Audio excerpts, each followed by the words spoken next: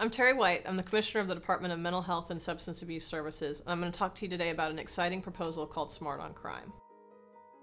Mental illness and addiction are diseases of the brain. Just like diabetes is a disease of the pancreas, where our pancreas is not secreting the right amount of insulin, mental illness and addiction are diseases of the brain. In the case of mental illness, the chemicals in our brain aren't processing correctly. In the case of addiction, because of the things that we're ingesting, it's causing a different chemical reaction in a portion of our population's brain than it does for the rest of the population.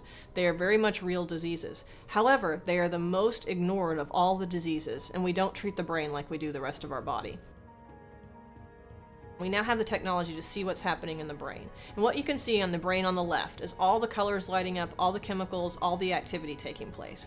What you can see on the brain on the right is the brain scan of an individual with untreated schizophrenia. And you can see a much decreased level of functioning, and you can see what's actually happening and the differences in the brain. In the brain on the far left, you see the healthy dopamine transporters. You can see the dark blue, you can see the red lighting up in the middle.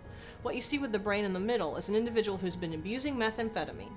And you can see that 1 month after stopping methamphetamine abuse, there is not healthy dopamine transporters yet. You can see a much lower level of functioning, much less red. The most exciting piece is that brain on the far right. That is the individual 24 months after stopping methamphetamine use. You can see the brain is returning to full functioning. What this shows is that treatment and recovery are absolutely possible. Treatment works and the recovery happens. The key is whether or not people have access to those services. When you look at adults with substance abuse, 77% of adults in need of treatment for their addiction are not getting the help that they need. Most don't have access to that care. But the biggest gap that we have in the state is for youth in need of substance abuse treatment. More than 80% of youth who need substance abuse treatment do not get the help they need in the state of Oklahoma. We are treating less than 20% of our youth who need substance abuse treatment. And then we wonder, why aren't kids graduating from high school? 80% of youth who are involved in the foster care system are actually there for neglect. And the number one reason they're there for neglect is they have a parent with an untreated substance abuse issue. So we know we're paying a lot of money as taxpayers for those children to be raised in foster care, and we know from the outcome data foster care is not the best place to raise a child. But the number one cost to us as taxpayers is that individuals end up in the criminal justice system. If you have mental illness and addiction in the state of Oklahoma, you are more likely to see the inside of a jail cell than you are to see the inside of a medical facility to get the treatment that you need. But what I want to talk to you about today are those individuals who are incarcerated because they have a mental illness and addiction, because they don't have access to treatment, and they're there for nonviolent offenses, because there's a smarter thing that we can do to help those Oklahomans. And as you look at this graph, what you can see on the far left is how much it costs for mental health outpatient services, $1,275 per year. Outpatient substance abuse services, $1,342 a year. And this is per year per person. If you get into inpatient services where you're more acutely ill and you need an acute inpatient stay for psychiatric care, based on the average length of stay and a median length of stay over the year, $3,968 per year per person.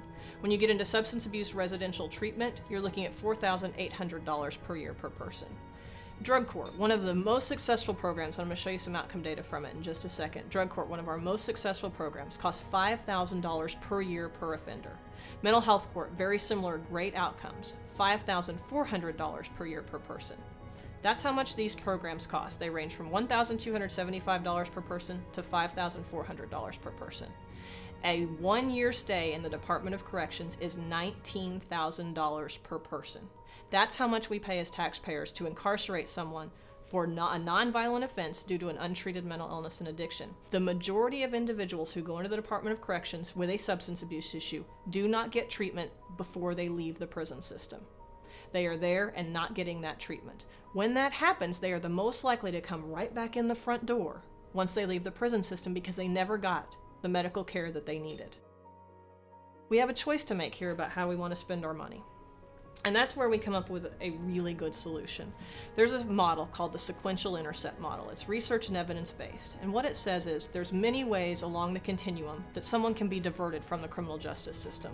One of the most cost-effective things to do is to actually divert and prevent these issues in the first place before someone ever becomes involved in the criminal justice system.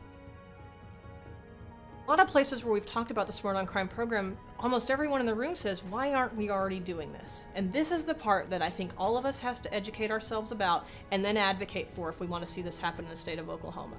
The initial investment to do a full year, full program of Smart on Crime with all these tools available that we talked about in all of the counties would cost the state $95 million. It would be a $95 million investment, which is a lot of money. But let's talk about what that yields in terms of savings. So we invest $95 million in the program. By our third year of investment, the program is breaking even. Okay, but the key is what happens in the long term. 5 years into the program, we have a reduction of 11,200 inmates in the Department of Corrections that we are no longer paying a minimum of $19,000 a year to incarcerate. And here's the most important. By the end of a 5-year period, even with the $95 million invested every single year, the program yields enough money to pay for all 5 years of Smart on Crime, plus an additional savings of over $233 million.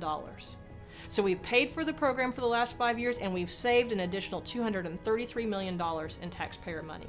And every year after year 5, we save over $123 million per year in taxpayer money, even after we pay for the $95 million program that stays in place. It is absolutely the right thing to do if we step back and say, how do we invest and yield long-term savings? It's not going to pay for itself in the first 2 years. It will break even in year 3, and by year 5, even with paying for the program, it's paid for itself the past 5 years, and we earn $123 million in savings every year thereafter to our Oklahoma taxpayers.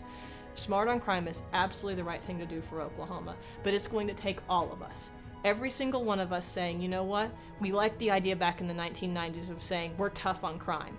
But it didn't yield for us everything what we wanted. Now what we need to say is we are going to be smart on crime. Oklahoma, let's get smart on crime. Use prisons for the people that we are scared of and that are dangerous. But for those people who are nonviolent, who have a mental health or a substance abuse issue that have never had access to treatment, there is a better way to do it that is less expensive and has much better outcomes for ourselves, for our friends, for our families, and for our coworkers. So Oklahoma, let's get smart on crime.